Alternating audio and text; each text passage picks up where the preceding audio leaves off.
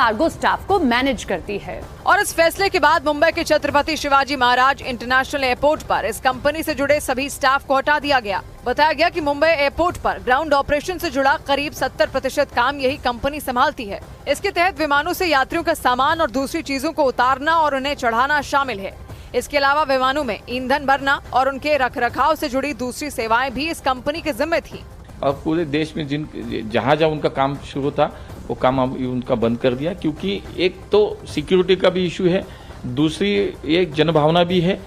मुंबई की तरह अहमदाबाद एयरपोर्ट प्रशासन ने भी चलेबी एविएशन के कर्मचारियों को हटा दिया। बताया गया कि देश भर में इसके 1500 कर्मचारी काम करते हैं।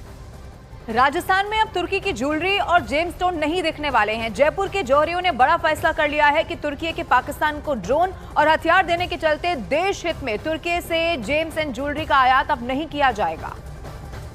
टर्की को पाकिस्तान का साथ देने का अब सबक सिखाने की तैयारी हो चुकी है। टर्की से जो ज्वेलरी आती है, इंडिया के अंदर बड़े पैमाने पर ज्वेलरी आती है, अब वो ज्वेलरी यहाँ पर नहीं खरीदी जाएगी, क्योंकि जयपुर जेम्स एंड ज्वेलरी की बड़ी मंडी है। इसलिए जयपुर के व्यापारियों ने तय कर लिया कि अब टर्की से कुछ नहीं लेंगे। हमारे साथ में जयपुर ज्वेलरी एसोसिएशन के अध्यक्ष हैं मित्तल साहब, आप बताएं कि क्या किया आपने कैलाश जी की, अब क्या टर्की जो ज्वेलरी ले रहे हैं नहीं लेंगे? देखिए, टर्की से ऐसा था, डायमंड की अनफिनिश ज्वेलरी आती थी वहाँ से। वो ज्वेलरी लाइट वेट में होती थी, उनका फैलाव अच्छा होता था और उसमें डायमंड कम लगते थे और उसका अच्छा लुक आता था। वो ज्वेलरी हम नहीं लेने का डिसाइड कर चुके हैं कि अब वहाँ से कोई भी ज्वेलरी हम इंपोर्ट नहीं करेंगे, क्योंकि उस टाइप की सेम ज्वेलरी हमारे इंडिया में बनने लग गई है। उसकी मशीनें हमारे पास आ चुकी है और हम कर रहे हैं। तो काफ़ी समय से काफ़ी से ज्वेलरी कम हो गई। अब जितनी थोड़ी वो ज्वेलरी जो वहाँ से आती थी, उसके लिए भी हम सब ने बैठ के एक मीटिंग की। उसमें तय किया गया कि टर्की से हम कोई भी ज्वेलरी इंपोर्ट नहीं करेंगे, अपने यहाँ ही बनाएंगे, अपने देश के अंदर ही करेंगे सारा काम, और टर्की से कोई ज्वेलरी इंपोर्ट। फैसला क्यों किया? ये फैसला इसलिए किया, जो पाकिस्तान के साथ अभी टर्की ने दिया, जिस तरीके से हरकत करी हमारे देश के खिलाफ, उसके लिए हम सभी व्यापारी आक्रोश में हैं।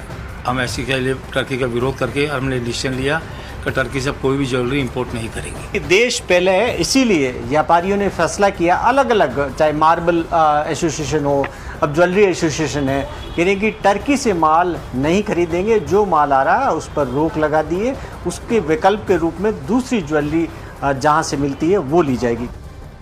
जम्मू कश्मीर के डीजीपी नलिन प्रभात ने जम्मू के बॉर्डर के इलाकों का दौरा किया है। इस दौरान जम्मू श्रीनगर रेंज के डीआईजी शिव कुमार शर्मा, एसएसपी जम्मू जोगिंदर सिंह मौजूद रहे हैं। डीजीपी ने अपने दौरे पर भारत पाकिस्तान संघर्ष में जम्मू कश्मीर पुलिस की भूमिका की सराहना की है। उन्होंने सीमावर्ती इलाकों के गांव की स्थिति संभालने वाले तमाम अधिकारियों की भी तारीफ इस दौरे के